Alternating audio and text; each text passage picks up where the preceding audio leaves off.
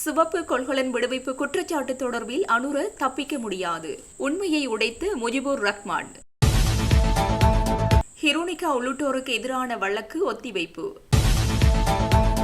செம்மணி போராட்டத்தில் குழப்பத்தை ஏற்படுத்தியவர்கள் தொடர்பில் சபையில் அம்பலப்படுத்திய ராமலிங்கம் சந்திரசேகர். அதிகரிக்கும் வாழ்க்கை செலவு தொடர்பாக அரசு எடுத்த நடவடிக்கை என்ன? நாமல் கேள்வி. காருக்குள் வைத்து வர்த்தகரை கொடூரமாக கொன்ற இளைஞர்கள். பணம் நகைக்காக இலங்கையில் நடந்த கொடூரம். மஹிந்த ராஜபக்ச ஒரு சிங்கம். சிங்கம் புழு சாப்பிடுவதில்லை. சாகர காரியவசம் தெரிவிப்பு. இசைப்பிரியா பாலச்சந்திரன் படுகொலை விவகாரம். அரசுக்கு அழுத்தம் கொடுக்கும் சிங்கள சட்டத்தரணி. உணவு ஒவ்வாமையினால் 22 மாணவர்கள் வைத்தியசாலையில் அனுமதி. சிவப்பு கொள்கலன் விடுவிப்பு குற்றச்சாட்டு தொடர்பில் ஜனாதிபதி அனுரகுமார திசாநாயக்க தப்பிக்க முடியாது என பாராளுமன்ற உறுப்பினர் முஜிபுர் ரஹ்மான் தெரிவித்துள்ளார். இன்றைய பாராளுமன்ற அமர்வில் உரையாற்றிய அவர் இது தொடர்பில் மேலும் தெரிவிக்கையில், கொள்கலன்களை விடுவிப்பது தொடர்பில் எழுந்த குற்றச்சாட்டுகளை விசாரணை செய்வதற்காக ஜனாதிபதியால் நியமிக்கப்பட்ட குழுவின் அறிக்கையை அரசாங்கம் இதுவரை பாராளுமன்றத்தில் சமர்ப்பிக்காமல் மறைத்து வைத்திருந்ததாகவும், தான் இந்த குழுவின் அறிக்கையை இன்று பாராளுமன்றத்தில் சமர்ப்பிப்பதாகவும் முஜிபுர் ரஹ்மான் குறிப்பிட்டார். அவதானம் என்ற வகைப்பாட்டின் கீழ் கட்டாய சோதனைக்குட்படுத்தப்பட வேண்டிய சிவப்பு முத்திரை பதித்த 151 கொள்கலன்களில் 37 கொள்கலன்கள் எந்த ஒரு சோதனைக்கு முற்படுத்தப்படாமல் விடுவிக்கப்பட்டதாக குழுவின் அறிக்கை தெரிய வந்துள்ளது. சோதனை செய்யப்பட வேண்டிய 103 கொள்கலன்கள் எந்த ஒரு சோதனையும் இன்றி விடுவிக்கப்பட்டதாகவும், கொள்கலன்களை விடுவிப்பதற்கான தீர்மானம் ஜனவரி 18ஆம் தேதி எடுக்கப்பட்டாலும் அந்த முடிவு எடுக்கப்படுவதற்கு முந்தைய நாள் ஜனவரி 17ஆம் தேதி 2 கொள்கலன்கள் விடுவிக்கப்பட்டதாகவும் அவர் மேலும் குறிப்பிட்டார். ஜனாதிபதிக்கு எதிராக யாராவது கருத்து தெரிவித்தால் அவர்களை விசாரிக்கின்றார்கள். ஆனால் ஏன் இதை பற்றி யாரும் நடவடிக்கை எடுக்கவில்லை? சுங்கம் ஜனாதிபதியின் கீழ்தான் இருக்கிறது. ஆகவே இந்த குற்றச்சாட்டிலிருந்து ஜனாதிபதி அனுரகுமார திசாநாயக்க தப்பிக்க முடியாது என அவர் தெரிவித்தார். அதிகரிக்கும் வாழ்க்கை செலவு தொடர்பாக என்ன நடவடிக்கை எடுக்கப்பட்டுள்ளது என பாராளுமன்ற உறுப்பினர் நாமல் ராஜபக்ச ஆளும் தரப்பை நோக்கி கேள்வி எழுப்பியுள்ளார். இன்றைய தினம் பாராளுமன்றத்தில் உரையாற்றிய போதே அவர் இவ்வாறு தெரிவித்துள்ளார். வெளிநாட்டிலிருந்து அரிசி கொண்டுவரும் போது கமிஷன் அடிப்பதாக குற்றம் சுமத்தியிருந்தீர்கள். ஆனால் தற்போது விவசாயிகளுக்கு வழங்கப்படும் உரமானது தரமானதாக இல்லை. இதற்கு தீர்வு வழங்க எவரும் இல்லை. இன்னொரு புறம் வெளிநாட்டிலிருந்து அரிசியையும் உப்பையும் இறக்குமதி செய்வது தொடர்பில் அரசாங்கம் உரையாடிக் கொண்டிருக்கிறது. கடந்த காலத்தை பற்றி பேசிக் கொண்டிருந்தால் விவசாயிகளுக்கு நியாயம் கிடைக்காது. வரியை அதிகரித்து வருமானத்தை ஈட்டுவதால் எந்த பயனும் இல்லை. கடன்களை செலுத்துவதற்கான திட்டங்கள் இருக்க வேண்டும். இப்படியே போனால் வாழ்க்கை செலவு அதிகரிக்கும். அது குறித்து என்ன நடவடிக்கை எடுத்துள்ளீர்கள் என கேள்வி எழுப்பியுள்ளார். செம்மணி போராட்ட களத்தில் ஏற்பட்ட அசம்பாவிதத்திற்கு அரசியல் சாக்கடையில் இருக்கின்ற ஒரு சில அரசியல்வாதிகளினுடைய செயற்பாடே காரணம் என கடற்றொழில் அமைச்சர் ராமலிங்கம் சந்திரசேகர் தெரிவித்துள்ளார். இன்றைய நாடாளுமன்ற அமர்வில் உரையாற்றும் போதே அவர் இவ்வாறு குறிப்பிட்டார். இது குறித்து அவர் மேலும் தெரிவிக்கையில், கடந்த வாரம் விசேடமாக செம்மணியில் ஏற்பட்ட பிரச்சனை. அப்போ செம்மணி புதைக்குழி என்பது பிரதிக்குழுக்களின் தவிசாளர் அவர்களே, எங்கள் எல்லோருக்குமே தெரியும் அந்த பிரச்சனை மிகவும் முக்கியமான பிரச்சனை, ஒரு கூருணர்வு மிக்க பிரச்சனை. ஏனென்றால் கிருஷாந்தினுடைய கொலை என்பது அது பல வருடங்களாக வழக்கு விசாரிக்கப்பட்டது. அப்போ அதன் பொழுது குற்றவாளிகள் தண்டிக்கப்பட்டு பிறகு சிறை தண்டனை வழங்கவும் பட்டிருக்கின்றது. இருந்த போதிலும் கூட இன்றைக்கு எங்களுக்கு தெரியும் அதில் நூற்றுக்கணக்கான அல்லது கணக்கான எலும்புக்கூடுகள் மீண்டும் வருகை தந்து கொண்டிருக்கிறது. அப்போ அவ்வாறு வருகின்ற போது அது தொடர்பிலான விசாரணைகளை முன்னெடுக்கப்பட வேண்டும். அப்போ அது மாத்திரமல்ல, அந்த குழிகளை தோண்டுவதற்கான நிதி ஒதுக்கீடு செய்வதும் வேறு யாருமில்லை, எங்களுடைய அரசாங்கம். அது மாத்திரமல்ல, அண்மையில் ஐக்கிய நாடுகள் சபையில் இருந்த மனித உரிமை ஆணையத்தினுடைய பிரதானி அவர்கள் இலங்கைக்கு வந்திருந்தார்கள். வந்து எங்களையும் சந்தித்தார்கள். அங்கு செம்மணி புதைக்குழிகளுக்கு வந்தார்கள். வந்த போதிலும் கூட அதன் பிறகு நாங்கள் அவங்களோட கூட மிக தெளிவாக கேட்டுக்கொண்டு ஒன்றுதான், வேறு எதுமல்ல, இந்த நாட்டில் இருக்கின்ற இந்த இந்த இந்த உடல்கள் அல்லது சிதைக்கப்பட்டிருக்கின்ற நிலைமைகளை கண்டறிவதற்கு விசாரிப்பதற்கு பரிசோதனை செய்வதற்கான அதற்கான இயந்திரங்களையும் பெற்றுத்தாருங்கள், அதற்கான உபகரணங்களையும் பெற்றுத்தாருங்கள் என்று கூட நாங்கள் அவர்களிடம் கேட்டிருக்கின்ற ஒன்று. அது மாத்திரமல்ல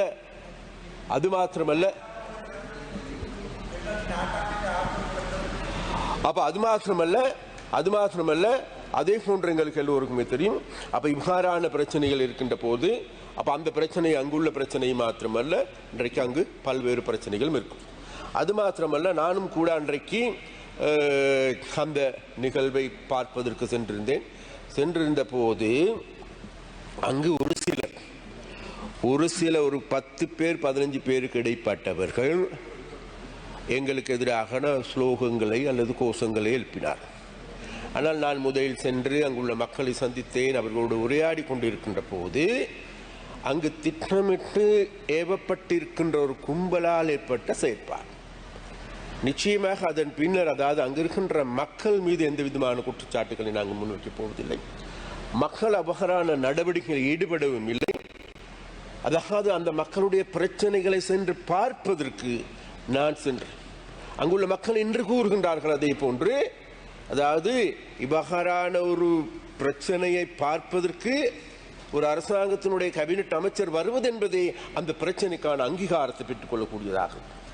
அந்த அங்கீகாரத்தை குழி தோண்டி புதைக்கின்ற வழக்கிலான அரசியல் சாக்கடையில் இருக்கின்ற ஒரு சில அரசியல்வாதிகளுடைய செயற்பாடே அன்றைய அந்த அசம்பாவிதத்துக்கு காரணமாக இருந்தது. அப்ப அந்த வகையில் பிறகு அந்த இடத்திற்கு நாங்கள் சென்று, அதாவது எங்களை அடித்து புரட்டினார்கள். எங்களுடைய அந்த யூடியூப் அது அந்த நேர்காணல்களையும் கூட நேரடியாக பார்க்கலாம். எங்களுக்கு, அதாவது நாங்கள் இவ்வாறான பிரச்சனைகளை கண்டு ஓடுகின்றவர்கள் அல்ல. ஏனென்றால் கிருஷாந்தினுடைய கொலை என்பது 90ஆம் ஆண்டுகளில் இருந்த கொலை. அந்த காலத்தில் நாங்கள் எங்களுக்கு பாராளுமன்றத்தில் கூட இல்லை. எங்களுக்கும் எதற்கும் எந்த விதமான தொடர்பும் கிடையாது. அது மாத்திரமல்ல, அந்த பிரச்சனையை வைத்து அரசியல் செய்கின்ற ஒரு சில அரசியல் வியாபாரிகள் இருக்கின்றார்கள். அல்லது இந்த சமூக வலைத்தளங்களில் அரசியல் செய்கின்ற ஒரு சில வியாபாரிகள் இருக்கின்றார்கள். அதன் மூலமாக தாங்களுக்கு வியூவர்ஸை அதிகரித்துக் கொள்வது எப்படி, அதன் மூலமாக சம்பாதிப்பது எப்படிகின்ற ஒரு சில அரசியல்வாதிகள் இருக்கின்றார்கள். அந்த வகையான மொக்கத்தனமான அரசியல்வாதிகளுடைய கூடாரமாக இருந்ததே தவிர மக்களுடைய பங்களிப்போ அல்லது மக்களுடைய எதிர்ப்போ எந்த விதத்திலும் எங்களுக்கு எதிராக ஏற்படவில்லை என்பதை குறிப்பிட்டாக வேண்டும். அதே போன்று கௌரவ பிரதி குழுக்கள் தவிசாளர் அவர்களே, எங்களுக்கு எல்லோருக்கும் தெரியும், நாங்கள் மிக தெளிவாக சொல்லியிருக்கின்றோம். அந்த பிரச்சனை தொடர்பாக, செம்மணி தொடர்பாக நாங்கள் சரியான முறையில் ஆய்வு செய்வதற்கும் விசாரிப்பதற்கும் அதற்கான நடவடிக்கைகள் எடுப்பதற்கும் நாங்கள் தயார் என்கின்ற நிலையை நாங்கள் கூறியிருக்கின்றோம். அந்த வகையில் விசேடமாக நடந்த சம்பவங்களுக்கு விசேடமாக இருக்கின்ற ஒரு சில காவாலித்தனமான அரசியல்வாதிகள், ஏனென்றால் நாங்கள் அவ்வாறு சொல்லுகின்றோம், நாங்கள் இதற்கு நேர்மையாக பார்க்கின்றவர்கள். அது மாத்திரமல்ல, இன்றைக்கு அங்கு இருக்கின்ற எங்களுடைய அரசாங்கத்தின் கீழ் அங்கு காணிகள் விடுவிக்கப்படுகின்றது, வீதிகள் திறக்கப்படுகின்றது. அது மாத்திரமல்ல, யாழ்ப்பாணத்தில் இருக்கின்ற அனைத்து வீதிகளும் புனரமைக்கின்ற வேலைகளை நாங்கள் முன்னெடுக்கின்றோம். அனைத்து வீதிகளையும், அதாவது அங்கு இருக்கின்ற கிராமங்கள் இருக்கின்ற வீதிகள் எடுத்துக்கொண்டாலும் சரி, குளங்கள் எடுத்துக்கொண்டாலும் சரி, அனைத்தையும் மக்கள் நலன்களுக்காக முன்னேற்றுகின்ற நடவடிக்கைகளை நாங்கள் முன்னெடுத்து வருகின்றோம். பிரதி குழுக்களின் தவிசாளர் அவர்களே, அதன் காரணமாக இன்றைக்கு அங்குள்ள மக்கள் வேகமாக மிகவும் மிகவும் வேகமாக தேசிய மக்கள் சக்தியை சூழவே அணி திரண்டு வருகின்றார்கள். அந்த விஷயத்தை பொறுத்து கொள்ள முடியாது, சகித்துக் கொள்ள முடியாத, தொடர்ந்தும் தாங்களுடைய இனவாத அரசியலை மாத்திரம், பிரதேசவாத அரசியலை மாத்திரமே முன்னெடுக்கின்ற, நாட்டை பற்றி கடுகளவும் சிந்திக்காத, நாடு பொருளாதார ரீதியாக விழுகின்ற பொழுது அதை பார்த்து கொக்கரித்து சிரிக்கின்ற, எண்ணெய் தட்டுப்பாடு ஏற்பட்டு விடுமோ என்ற பயத்தில் மக்களை மேலும் அச்சமூட்டுகின்ற அவ்வாறான அரசியல்வாதிகளை இன்றைக்கு விசேடமாக தமிழ் மக்களை பிரதிநிதித்துவம் செய்கின்ற அரசியல்வாதிகளாக இருக்கிறார். அதனால் இந்த அரசியல்வாதிகளுக்கு நாங்கள் சொல்லுகின்ற பதில் தான் வேறென்ன, அதாவது தூற்றுவோர் தூற்றற்றும் போற்றுவோர் போற்றற்றும் நாம் செல்லும் வழி நேர்வழியாகட்டும் என்பதே எங்களுடைய தாரக மந்திரமாகும். அந்த வகையில் எங்களுடைய பயணம் வெற்றியை நோக்கி நகர்ந்து கொண்டிருக்கிறது. முழு நாட்டில் இருக்கின்ற மக்களையும் அணிதிரட்டுகின்ற வேலையை முன்னெடுக்கின்றோம். வடக்கில் இருக்கின்ற தமிழர்களை நாங்கள் ஆற தழுவி கொண்டிருக்கின்றோம் என்பதையும் இந்த இடத்தில் கூறிக்கொண்டு விடைபெறுகின்றேன். நன்றி. வரி செலுத்தும் உள்நாட்டு கைத்தொழில் முயற்சியாளர்களை கட்டியெழுப்ப ஒரு வேலை திட்டம் தேவைப்படுகிறது என பாராளுமன்ற உறுப்பினர் திலித் ஜெயவீர தெரிவித்துள்ளார். இன்றைய தினம் பாராளுமன்றில் நிதி செயல் நுணுக்கக்கூற்று சட்டமூலம் மீதான விவாதத்தில் உரையாற்றும் போதே அவர் இவ்வாறு தெரிவித்தார். சுற்றுலாத்துறையூடாக இந்த நாட்டிற்கு புதிய செல்வத்தை உருவாக்குவது அவசியமாக காணப்படுகிறது. குறைந்த செலவில் சுற்றுலா பயணிகளை அழைப்பதன் காரணமாக இந்த நாட்டு மக்கள் ஒரு சுமையை சுமக்க வேண்டியிருக்கிறது. இங்கு வரும் சுற்றுலா பயணிகள் எவ்வளவு தொகையை செலவழிக்கிறார்கள் என்பதனை அறிய எம்மிடம் எந்த பொறிமுறையும் இல்லை. இதனை டிஜிட்டல் மயமாக்குங்கள், அதற்கான நடவடிக்கைகளை எடுங்கள். இந்த நிதி செயல் நுணுக்கக்கூற்று சட்டமூலத்தில் எதுவும் இல்லை, வரவு செலவு திட்டத்தில் குறிப்பிடப்பட்டவை எதுவும் இல்லை என தெரிவித்தார். பாராளுமன்ற முன்னாள் உறுப்பினர் ஹிருணிகா பிரேமச்சந்திர உட்பட 15 சந்தேக நபர்களுக்கு எதிரான வழக்கு ஒத்திவைக்கப்பட்டுள்ளது. கருவாத்தோட்டம் போலீஸ் பிரிவில் வீதிகளை மறைத்து ஆர்ப்பாட்டத்தில் ஈடுபட்ட சம்பவம் தொடர்பில் தாக்கல் செய்யப்பட்ட வழக்கை எதிர்வரும் டிசம்பர் 8ஆம் தேதி மீண்டும் விசாரணைக்கு எடுத்துக் கொள்ள கொழும்பு நீதவான் நீதிமன்றம் இன்று உத்தரவிட்டுள்ளது. ஹிருணிகா உள்ளிட்டோருக்கு எதிராக தாக்கல் செய்யப்பட்ட வழக்கு கொழும்பு தலைமை நீதவான் தனுஜா லக்மாலி ஜெயதுங்க முன்னிலையில் இன்று விசாரணைக்கு எடுத்துக் கொள்ளப்பட்டது. இதன்போது சம்பவம் தொடர்பான விசாரணைகள் முடிவடைந்து விட்டதாகவும் அறிக்கைகள் சட்டமா அதிபருக்கு அனுப்பப்பட்டுள்ளதாகவும் கருவாத்தோட்ட போலீசார் நீதிமன்றத்திற்கு தெரிவித்தனர். அதனை அடுத்து வழக்கு விசாரணைகளை டிசம்பர் 8ஆம் தேதி மீண்டும் விசாரணைக்கு எடுத்துக் கொள்ள உத்தரவிடப்பட்டது. அத்துடன் அன்றைய தினம் சட்டமா அதிபரின் அறிவுறுத்தல்கள் குறித்து நீதிமன்றத்திற்கு தெரிவிக்குமாறும் போலீசாருக்கு உத்தரவிடப்பட்டது. 2023ஆம் ஆண்டு கொழும்பில் உள்ள சுதந்திர சதுக்கத்திற்கு அருகில் வீதி நாடகம் ஒன்றை ஏற்பாடு செய்து பொதுமக்களுக்கு இடையூறு விளைவித்ததாக ஹிருணிகா பிரேமச்சந்திர உள்ளிட்ட சந்தேக நபர்களுக்கு எதிராக போலீசார் வழக்கு தாக்கல் செய்தமை குறிப்பிடத்தக்கது. மஹிந்த ராஜபக்ச ஒரு சிங்கம் ஒருபோதும் புள்ளினை உணவாக எடுத்துக் கொள்வதில்லை என்று ஸ்ரீலங்கா பொதுஜன பெரமுன கட்சியின் பொதுச் செயலாளர் சாகர காரியவசம் தெரிவித்துள்ளார். முன்னாள் ஜனாதிபதி மஹிந்த ராஜபக்சவின் மனைவி சிரந்தி ராஜபக்ச விரைவில் கைது செய்யப்படலாம் என அண்மைய நாட்களில் செய்திகள் அதிகமாக வெளிவந்திருந்தன. இந்த நிலையில் தன்னுடைய மனைவி சிரந்தி ராஜபக்சவை கைது செய்ய வேண்டாம் என்று ஜனாதிபதி அனுரகுமாரவுக்கு அழுத்தம் கொடுக்குமாறு மகாநாயக்க தேரர்களிடம் முன்னாள் ஜனாதிபதி மஹிந்த ராஜபக்ச கோரிக்கை ஒன்றை முன்வைத்ததாக தகவல்கள் வெளியாகியிருந்தன. எனினும் குறித்த செய்தியை மஹிந்த தரப்பு மற்றும் மகாநாயக்க தேரர்கள் தரப்பு மறுத்துள்ளதுடன் அவை போலியான செய்தி என்றும் அறிவித்துள்ளனர். இந்த நிலையில் மகாநாயக்க தேரர்களிடம் விடுத்த கோரிக்கை தொடர்பில் பொதுஜன பெரமுன கட்சியின் பொதுச் செயலாளர் சாகர காரியவசம் மேற்கண்டவாறு குறிப்பிட்டுள்ளார். மேலும் மஹிந்த ராஜபக்ச ஒரு சிங்கம் எப்போதும் புல்லை உண்பதில்லை. இதுபோன்ற வேலைகளில் மஹிந்த ராஜபக்ச ஈடுபட மாட்டார் என்பது எமக்கு தெரியும் என சாகர காரியவசம் தெரிவித்துள்ளார். எனவே மகாநாயக்க தேரர்களிடம் மஹிந்த ராஜபக்ச கோரிக்கை முன்வைத்ததாக தெரிவிக்கப்படும் செய்திகள் முற்றிலும் பொய்யானவை என்றும் அவர் குறிப்பிட்டுள்ளார்.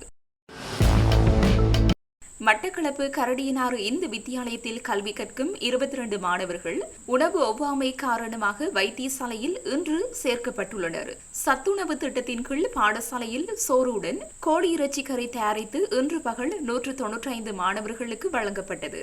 இதனை சாப்பிட்டு சில மாணவர்களுக்கு வயிற்று வலி ஏற்பட்டதை அடுத்து அவர்கள் உடனடியாக அருகில் உள்ள கரடியனாறு பிரதேச வைத்தியசாலையில் சேர்க்கப்பட்டனர். மேலதிக சிகிச்சைக்காக 16 மாணவர்களை மட்டக்களப்பு போதனா வைத்தியசாலையில் சேர்க்கப்பட்டுள்ளனர். இதனை அடுத்து குறித்த உணவை பரிசோதனை செய்ததில் வழங்கப்பட்ட கோழி இறைச்சி பனிக்கட்டியிலிருந்து எடுத்து தயாரிக்கப்பட்டதாக பொது சுகாதார பரிசோதகர்கள் தெரிவித்துள்ளனர். இது தொடர்பாக பொது சுகாதார பரிசோதகர்கள் மற்றும் போலீசார் விசாரணைகளை மேற்கொண்டு வருகின்றனர். இச்சம்பவத்தை அடுத்து பாடசாலையின் முன் பெற்றோர்கள் ஒன்று திரண்டதை அடுத்து அங்கு பெரும் பரபரப்பு ஏற்பட்டதாக தெரிய வருகின்றது. இலங்கையின் உள்நாட்டு போரின் இறுதி தருணங்களில் சரணடைந்த இசைப்பிரியா, பாலச்சந்திரன், பிரபாகரன் ஆகியோர் கொல்லப்பட்டமை குறித்து விசாரணைகளை மேற்கொள்ள வேண்டும் என கோரும் முறைப்பாட்டினை போலீஸ் தலைமையகத்தில் சட்ட விவகாரங்களை கையாளும் பிரதி போலீஸ் மாதிபரிடம் கையளித்துள்ளதாக சட்டத்தரணி தனுக ரணஞ்சக ககந்த கமகே தெரிவித்துள்ளார். தனது முறைப்பாடு தற்போது போலீஸ் தலைமையகத்தில் சட்ட விவகாரங்களை கையாளும் பிரதி போலீஸ் மாதிபரினால் ஆராயப்பட்டு வருவதாக அவர் குறிப்பிட்டுள்ளார். இந்த விவகாரம் அதிகாரப்பூர்வ சட்ட வழிகள் மூலம் முறையாக விசாரிக்கப்படுவதையும் ஓரங்கட்டப்படாமல் இருப்பதையும் உறுதி செய்வதற்காக நான் இந்த நடவடிக்கை எடுத்துள்ளேன். எனது முன்னுரிமை வெளிப்படைத்தன்மை, பொறுப்புக்கூறல் மற்றும் பாதிக்கப்பட்டவர்களுக்கு நீதி வழங்குவதாகும் என அவர் தெரிவித்துள்ளார்.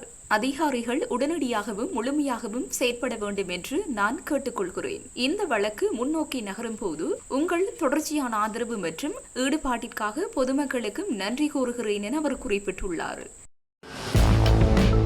குருநாகல் மகப போலீஸ் பிரிவுக்குட்பட்ட தியப்பட்டே வனப்பகுதியில் கடந்த 26ஆம் தேதி காருக்குள் எரிந்த நிலையில் வர்த்தகரின் சடலம் மீட்கப்பட்ட சம்பவம் தொடர்பில் 2 சந்தேக நபர்கள் மாவத்தகம போலீசாரால் நேற்று கைது செய்யப்பட்டுள்ளனர். கைது செய்யப்பட்டவர்கள் மகப மற்றும் பிலஸ் ஆகிய பிரதேசங்களில் வசிக்கும் 19 மற்றும் 27 வயதுடையவர்கள் என போலீசார் தெரிவித்தனர். மாவத்தகம போலீசாருக்கு கிடைத்த தகவலின் பேரில் மேற்கொள்ளப்பட்ட சுற்றி வளைப்பில் சந்தேக நபர்கள் இருவரும் தொரட்டியாவ மற்றும் மகப ஆகிய பிரதேசங்களில் வைத்து நேற்று கைது செய்யப்பட்டுள்ளனர். இச்சம்பவம் தொடர்பில் வடமாகாணத்திற்கு பொறுப்பான சிரேஷ்ட பிரதி போலீஸ் மாதிபரின் அறிவுறுத்தலின் பேரில் பல போலீஸ் குழுக்களின் கீழ் விசாரணைகள் தொடங்கப்பட்டுள்ளன.